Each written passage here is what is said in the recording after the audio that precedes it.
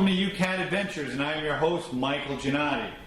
Coming with another question from the Youth Catechism of the Catholic Church, or YouCat. And today's question is number 7, and actually we're beginning chapter 2. And it says, why did God have to show himself in order for us to be able to know what he is like? And it goes on to explain a bit. It says, man can know by reason that God exists, but not what God is really like. Yet because God would very much like to be known, he has revealed himself to us. God did not have to reveal himself to us, but he did it out of love. Just as in human love, one can know something about the beloved person only if they open their heart to us, so too we know something about God's inmost thoughts only because the eternal and mysterious God has opened himself up to us out of love. From creation on, through the patriarchs and the prophets, down to the definitive revelation in his Son, Jesus Christ. God has spoken again and again to mankind. In him he has poured out his heart to us and made his inmost being visible to us. So with some thoughts around that, I have again home on spring break. We have my son Sam. He's back from Franciscan University in Steubenville, Ohio. If you are a high school student, you should check them out for college. Just saying. But having said that, Sam, come on in here. I'd like to get some thoughts and ideas from you. I was trying to come up with a cool entrance, but I still can't come up. You still can't come up. You did the other day. You had that one. And it's all been a letdown after that. It really has been. I'm a little disappointed. But let's go on.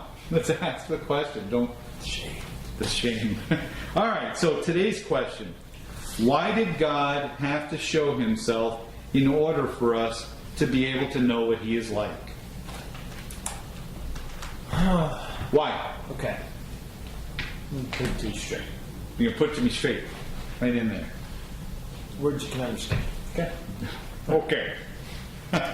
No, so as we've talked about in previous videos, we're able to understand who God is, or not who God is, but we are able to understand that there is a God. So we can We're grasp. able to deduce that. We're able to take a reason and grasp that there is a God. There's a God. Yes. There's this higher power. But that in no means has us able to understand what he's like. We know that there is a God, but what is he like? And it kind of goes into that that kind of innate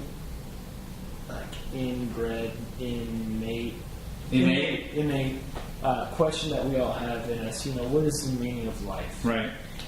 What is the purpose? And for us to better understand this, for us to be able to comprehend what is the meaning of life, we need to kind of understand what our Creator is like. It's more. That's foundation. It's foundation. We need to understand. If we're ever able to understand what's the point of life, we need to understand the Creator of life and kind of understand him and maybe have communication with him instead of just knowing that he exists, but I know nothing about him. And as was said in the YouCat, God shows himself to Abraham and to Moses and Joshua and all these other biblical figures, prophets and whatnot, because he does this through love. He wants us to be able to understand, to grasp him, because he wants us to again be just filled with his love and be in a relationship with him. Yes, be in a relationship with him. He wants us to be with him in heaven. Yeah. Ultimately. And we can't do that unless, again, we're doing God's will. We're doing what he wants us to do. And we're in union with God. And we can't do that until, again. So we had the prophets. We know what we had all that. And then it all culminates and climaxes with Jesus coming. And, you know, in that, through his teachings and through everything, you know, we're able to just, I like that. just better just know, Boom! just know, you know, this is who God is. This is what he's like. This is what he's like. Yeah. Can't be much clearer than God coming down and saying, this is what I'm telling you now. Instead of, I just thought of this. Instead of, when you look at the Old Testament, again, refining as they go, better understanding God, but it's through the prism, the colored lenses of their era and their day, right? And everything's filtered through their experiences, so we call it the inspired Word of God. We know God inspired people, but it's still filtered through their life experiences and world around them. In Jesus, we're already getting more and more clarity, and all of a sudden now it's God himself saying, yo, I don't want there to be any doubts what's going on. Yeah, a friend of mine actually was talking about that. He's like, I think this is about, he was joking, of course, but he was saying, I think this is about Jesus came down, you know?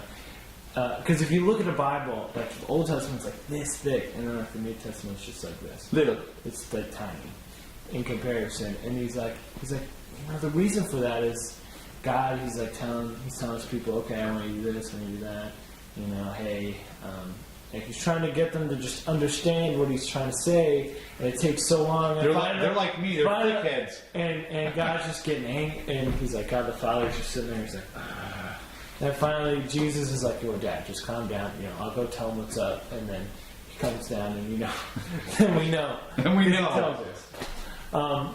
But again, you know, just to answer the question in just a very simple way, is we're able to understand God. We're able to understand that there is a God, but through reason and through our thought process. But we're not able to comprehend what He's like, and that is why God has shown himself to us. That's why it was important for him to show himself to us, like through the prophets, through all these biblical figures in the Old Testament, and then climaxing again with Jesus coming and saying, this is it. Word. This is it. Word. He is the Word. And he peaced. Peace out. Awesome. Well, thank you very much. I appreciate it, Sam. I'll come up with a better entrance for next time. Yeah, see that you do. Now for the special part of our program, which is, what is Sam wearing? Wait a minute. Did you go do something in between? Yeah. Did you get your wallet? Okay, so last time I had said this, I saw he's carrying something in his wallet. I thought more things I have on my person that'll be interesting. Oh, well, and what is this? It's a card. I used to keep it in front of my license, but I got a new wallet and it doesn't fit both cards. So it just says, I'm a Catholic. It says, in case of emergency, please call a priest. And then on the back it has the act of contrition on it. So in case of like a car accident or anything where your life's in peril, it should be one of the first. In fact, I love that. Who got that for us? Our mom. My mom. Your mom, my wife. She's wonderful, Tracy. So in front, I do have it in front of my license. Yeah, but I am a Catholic, so that something happens. So loose. Mine's not like that. You see, you're loose and I'm tight. What? Are you saying something about this? All right, so enough of that. With that, we want to thank you for joining us for another YouCat adventure. Until next time, when we ask the question, how did God reveal himself in the Old Testament? And if you've been watching, the Bible's been on TV, and if you haven't, you need to check it out. Can you watch it online? Because I'm going to have to do that when I get home. There is a way. I will show you. I'll find it. But having said that, we want to thank you for joining us. Until next time, take care, and as always, God bless. Peace.